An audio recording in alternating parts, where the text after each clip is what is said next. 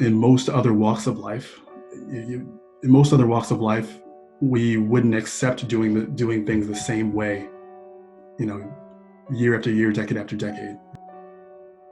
Right? And 1991. I was a young kid back then, but I, would have been walking around with a Walkman, right, a portable cassette player.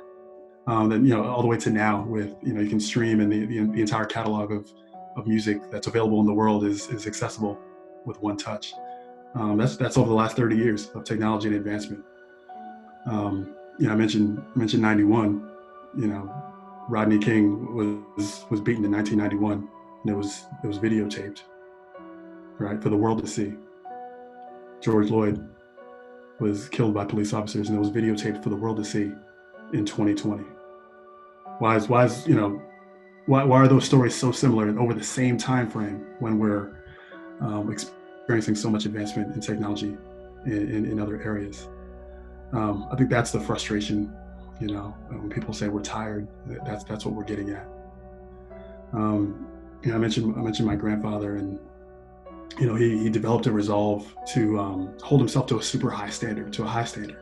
He knew if he knew your expectations of him were probably at a certain level, and he was always going to try and exceed them, and he passed that down, to all of us.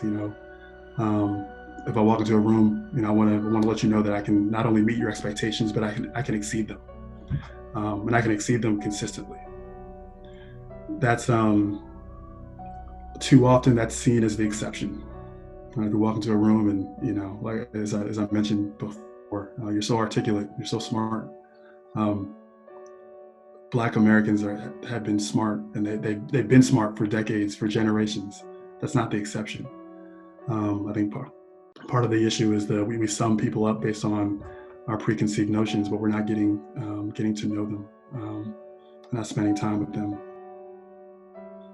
We'll be raising our sons to have high standards, but what if they're able to stand side by side, shoulder to shoulder with people that don't look like them to achieve great things? They shouldn't be seen as less than. They never should. And by the way, the vice versa is true. They're not above anyone either. We should be standing on equal footing to accomplish things together. But sadly, just given the history and the trajectory of what we've experienced over several generations, my concern and my fear is that